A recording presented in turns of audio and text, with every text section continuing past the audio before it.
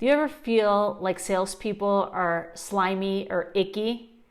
Then tune in with our interview with Jaime Rowe.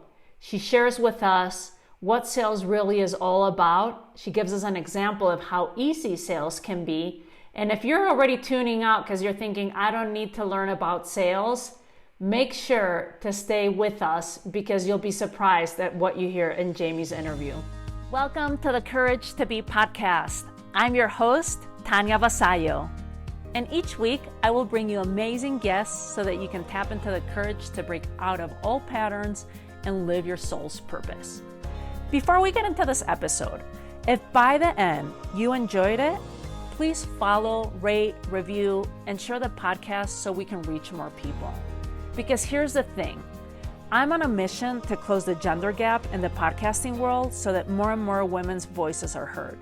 If you feel that this is something you value too, then please take action by rating, reviewing, following, and sharing the podcast. We can only do this together. Check out the link in the show notes to see how this is done. And make sure to stay until the end to claim some free gifts I have for you.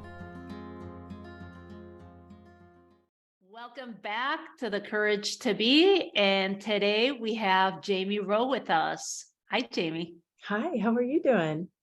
I'm good. I'm excited to have you here. I'm excited to be here. Yeah. I know it's exciting. Share with our audience a little bit about your story and what you do. Sure. So I am a non-conforming sales coach, specifically for women entrepreneurs who are impact driven, and I teach mindful sales. I wish I had a sales coach like this years ago. I'm a serial entrepreneur. And I had several businesses that were not very successful because I hated sales, the whole concept of it. I thought the salespeople were villains and that they were bad people. And if I was good at sales, then I was a bad person. So finally, I was like, you know what? I need to figure this out. And I hired some really great mentors. Spent a lot of money on personal development, speech coaches, like a lot of money, read books, podcasts, anything I could consume about sales. And I found out that Hollywood has vilified the salesperson. And so anything that had to do with a lot of people subscribe to that sales bro, hustle, sales is a dirty word, type of thing. They're going to force you, manipulate you, they're slimy in that. And I said, I don't want to play in that sandbox.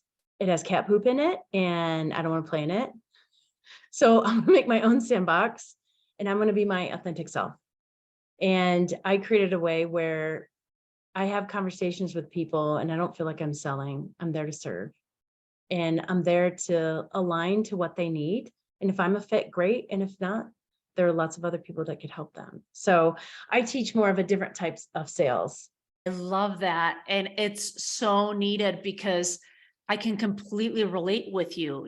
I was never trained as a salesperson because I trained in my craft. I became early on in my life an art director in advertising. And even though we would sell for big corporations like Starbucks and Nabisco and AT&T and all these things, someone else did that for us. As an art director, we just had to come up with ideas for the campaign. So when I launched my own business with my husband, and here you had two creatives with no sales experience, it was just feast and famine. Some months you're like, yay, we got a new client. And other months you're like, oh my God, we're going to have to go get a job. I'm sure you can relate to that. And I share this because I want to ask you about, and we'll go more in depth in our longer version interview, but of how many of us focus on our craft, on that thing that we love doing, whether it's being a masseuse or being an art director or being a copywriter or being fill in the blank, an architect, whatever you are that you do, that you studied for your career. But if you have your own business, you do have to learn about sales. Can you tell us a little bit about that journey or what you were doing before jumping into sales and investing all this money on learning about sales? Because I feel like I went through that journey too. Yeah, certainly. So no, I started my life out as an analyst for Arthur Andersen. I just traveled all over the US. I traveled 100% of the time and then worked some different types of companies. And then I had kids and I didn't want to go to an office every day. I wanted to be home for them. So I said, I'll just start a business. And so originally I was a pet photographer and I would photograph Ooh. celebrities. I've done several magazine covers, calendars, worked with a ton of charities. And I thought business would just come to me because I put up a website, right? And everyone should see my pretty pictures. And I had a Facebook page. It should just come in. Not the case. I had to learn to go out to dog parks and I would take stacks of business cards in my pocket and I would bring my dog and my camera and I would just go to dog parks and take pictures of dogs I thought that were cute. And I would give cards to people. And what I found that sales doesn't have to be slimy or you don't force one. Oh, your chihuahua's cute. I have to photograph it. I'll just come over tomorrow. You know, that forceful kind of yucky feel. I just had a conversation with them, and that's what it's all about. It's very similar to recommending a restaurant to someone. Yes. Think about how many times you've read, like a friend's coming into town. I had someone coming into town and they're like, where should we go? And I'm like, I asked them a question. I got curious. Sales is a lot about curiosity. I got curious. I'm like, well, what kind of food do you like? Oh, well, we like steak. We like Mexican food. I'm like, okay, great. I know a great Mexican restaurant. Where are you staying? And I kept asking all these questions. And then I gave a really thoughtful recommendation for a restaurant. They went to the restaurant. They had a great time. They sent me a text later. Thank you so much. And that was just fulfilling for me. And I see sales as being very similar. Oh, I'm here to this is serve. great. I'm here to take care of others and to make sure they get the results that they want. And if that's a nice restaurant out, or if that's a sales program or whatever the case it is know that it's heart over hustle here. We don't need to hustle. We just need to have conversations and serve others. Oh, so beautifully said. Thank you for that, Jamie. And I think so many of us need to listen to that because I feel like sometimes it's easier to sell someone else's services than our own. And we can get more in depth with this a bit later because I'm very interested in this whole sales conversation. So if you're hearing this interview right now, know that we will have Jamie on a longer conversation going much more in depth about sales because it's an important thing for anyone that is a freelancer. Even if you're in corporate, whether you have your own business, whether you're a freelancer, if you're in corporate, you might have to sell people on a project. You might have to sell people on on a new item that you came up on, a new thing that you discovered that you're super excited.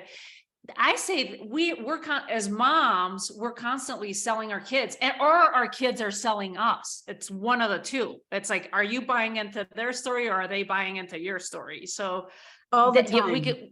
We'll go more in selling is depth to be with human.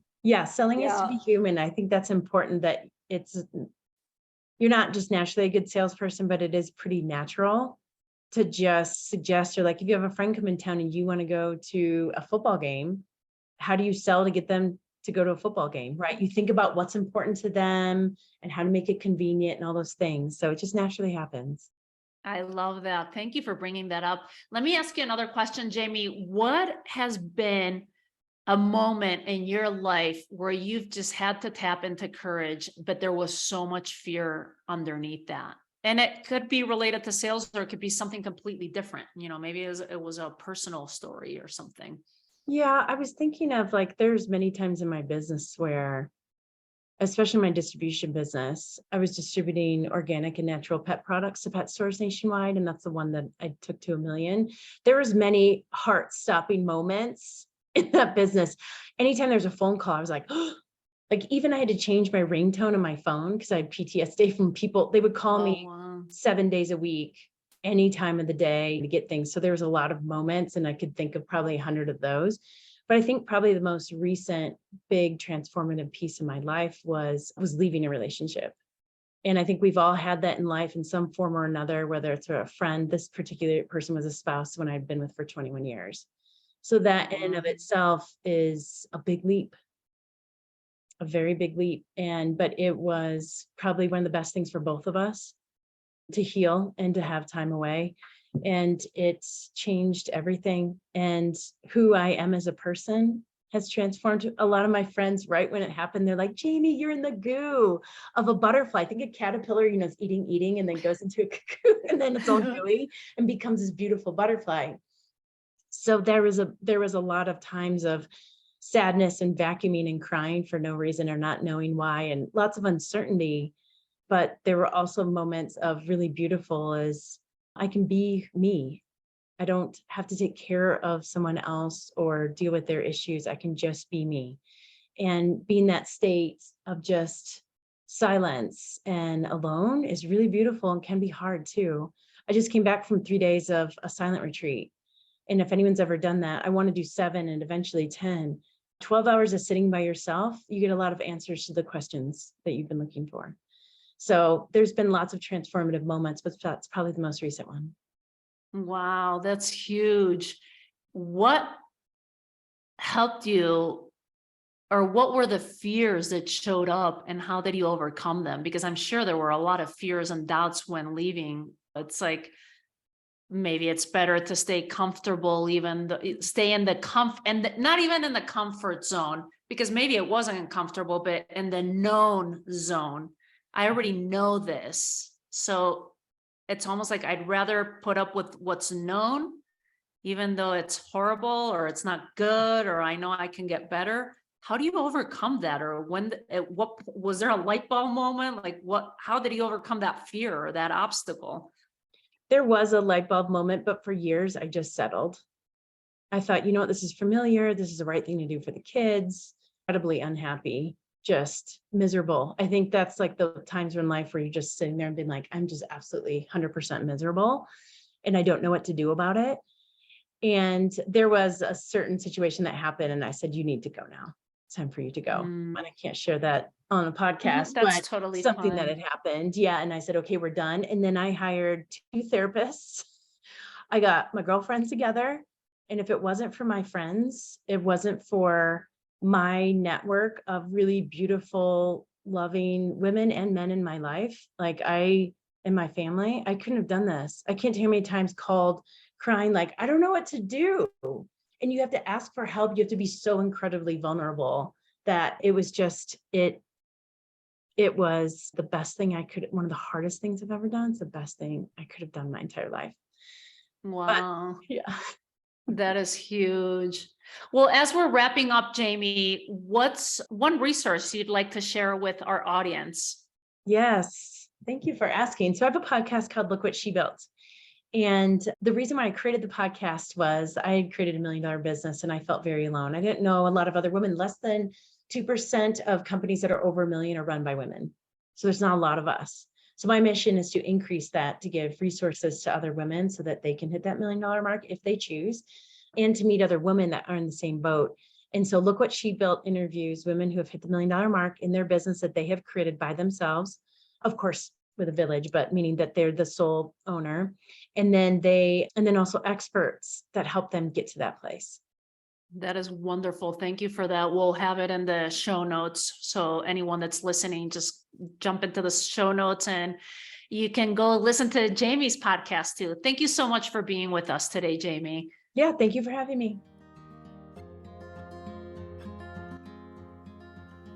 I am so grateful that you joined me for this episode. As my way to thank you, I'd like to invite you to join our next cohort of Money Magic Miracles, my signature program that took 25 women to manifest over $1.2 million collectively in just 8 weeks. If you'd like to raise your vibration and be in this kind of energy so that you become more attractive and magnetic, then I highly encourage you to join us. You can sign up with the link in the show notes.